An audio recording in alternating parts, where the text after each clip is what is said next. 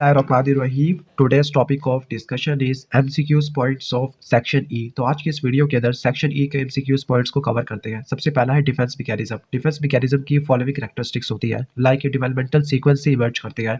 शुरू में less mature होते हैं लेकिन आहिस्ता आहिस्ता मैच्योर हो जाते हैं। इनका मेन पर्पस है कि किसी भी इंडिविजुअल की हेल्थ को, वेलबींग को, सेफ्टी को मेंटेन करना। ये एपिसोडिक भी हो सकती है या हैबिचुअल भी हो सकती है।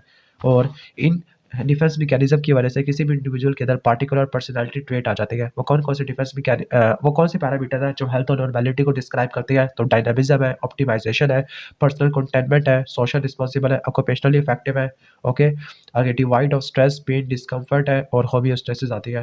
Defence mechanism unconscious psychological strategies होती है जो हम यूज करते हैं to maintain health and normality या अपने सेल्फ इमेज को मेंटेन करने के लिए।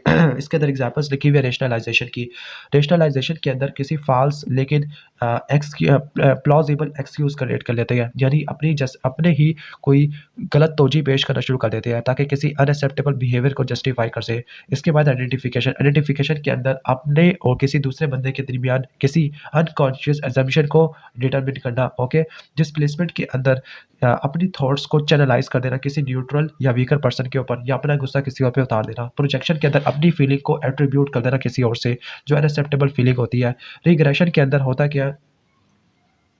वैसे ये वर्ड रिग्रेशन नहीं है, रिप्रेशन है। रिप्रेशन के अंदर अपनी आप जो अनकॉन्शियस फीलिंग है उसको रिप्रेस कर देते हैं। डिनाइल के अंदर पेनफुल और एंजाइटी इंड्यूसिंग इवेंट को ब्लॉक कर देते हैं या ऐसी फीलिंग को अपोज कर देते हैं जो रिलेटिवली पेनफुल होती है। डिनाइल सबसे ज़्यादा बेस्ट नाउन डिफेंस मैकेनिज्म होता है। ऐसे सिचुएशन के अंदर यूज़ किया जाता है जब लोग किसी रियलिटी को या सच को तस्लीम नहीं करते। सब्लिमेशन हमें अलाउ करता है कि ताकि हम कोई अनएक्सेप्टेबल इम्पल्स को परफॉर्म कर सके। ओके, यानी जो हमारे बिहेवियर होती है उनको एक्सेप्टेबल फॉर्म में कन्वर्ट करना, तो उसको बोलते हैं सब्लिमेशन। रिएक्शन फॉर्मेशन के अंदर हम ऐसा बिहेव करते हैं जो हमारी ट्रू फीलिंग से रिलेटिवली ऑपोजिट होता है। इंटेलेक्चुअलाइजेशन के अंदर हम करते क्या है? इंटेलेक्चुअलाइजेशन के अंदर जो फीलिंग्स होती है उसको इमोशन से सेपरेट कर देते हैं, क्योंकि इमोशन काफ़ी ज़्यादा पेनफुल होता है। यानी हम एंजाइटी को रिड्यूस कर सकते हैं उस इवेंट के बारे में जो एंजाइटी दे रहा था। लाइक किसी बंदे को अगर कैंसर होता है तो वो कैंसर के बारे में पढ़ना शुरू कर देता है। इसके बाद है सप्रेशन। सप्रेशन के अंदर कॉन्शियसली हम अनएक्सेप्टेबल फीलिंग को अपने दिमाग से बाहर निकाल देते हैं। इसके बाद है इनहिबिशन। अब इनहिबिशन वैसे किसी काम का नहीं है तो इसको आप छोड़ दो।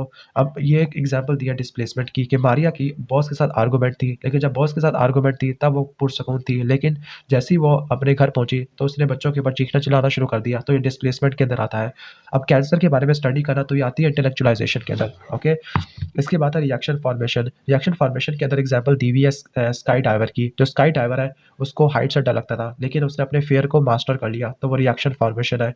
ओके, फिर इसके बाद है रेशनलाइजेशन। रेशनलाइजेशन के अंदर फॉल्स जस्टिफिकेशन देना किसी भी चीज़ के बारे में। ओके, ठीक हो गया कि एक स्टूडेंट एक साइकोलॉजी में फेल होता है लेकिन वो ये कहता है कि साइकोलॉजी किसी काम का नहीं है, तो वो रेशनलाइजेशन है। ओके, प्रोजेक्शन के अंदर अपनी अनएक्सेप्टेबल फीलिंग या होस्टाइल फीलिंग को किसी और से एट्रीब्यूट कर देना। लाइक कोई बंदा ये कहता है कि टीचर उससे नफरत करते हैं, हालांकि ऐसा नहीं होता, तो ये प्रोजेक्शन है। इसके बाद है आईसीयू सिंड्रोम और आईसीयू साइकोसिस।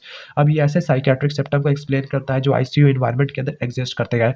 जब कोई भी बंदा मर जाता है तो फिर 5 स्टेजेस होती है डिफेंस मैकेनिज्म के जो बंदा यूज़ करता है, जो उसके रिलेटिव्स होते हैं। डिनायल है, एंगर है, बार्गेनिंग है, डिप्रेशन है और एक्सेप्टेंस होती है। ओके, ठीक है, तो डाबडा DAB डाबडा, तो ये रट्टा मार लेना। स्ट्रेस एक इमोशनल या फिजिकल टेंशन की फीलिंग होती है और हमारी लाइफ का नॉर्मल पार्ट होता है। इसके बाद है होम्स राही स्केल। अब होम्स राही स्केल एक वो टूल होता है जिससे हम ये देख सकते हैं कि हमारी लाइफ के अंदर कौन सा स्ट्रेस कितना ज़्यादा कंट्रीब्यूट कर रहा है। लाइक जो डेथ ऑफ स्पाउस है, जो कपल पार्टनर्स होते हैं उसकी डेथ होती है, तो ये सबसे ज़्यादा स्ट्रेस देती है।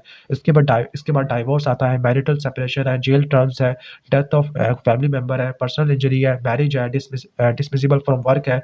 तो ये वो सारे पैरामीटर्स होते हैं जो किसी इंडिविजुअल को पार्टिकुलर स्ट्रेस देते हैं, तो उसको जांचने के लिए होम्स राही स्केल यूज़ करते हैं। मोस्टली अडल्ट को 7 से लेकर 8 घंटे की स्लीप चाहिए, लेकिन जो न्यू बॉर्न होते हैं 16 से लेकर 18 घंटे तक सो जाते हैं, और जो चिल्ड्रन होते हैं स्कूल से पहले वो 10 से लेकर 12 घंटे सोते हैं। ओके, तो ये एमसीक्यूज पॉइंट थे सेक्शन ई के। अगर आपको वीडियो अच्छी लगी है तो वीडियो को लाइक कर देना, चैनल पर नहीं हो तो सब्सक्राइब कर देना।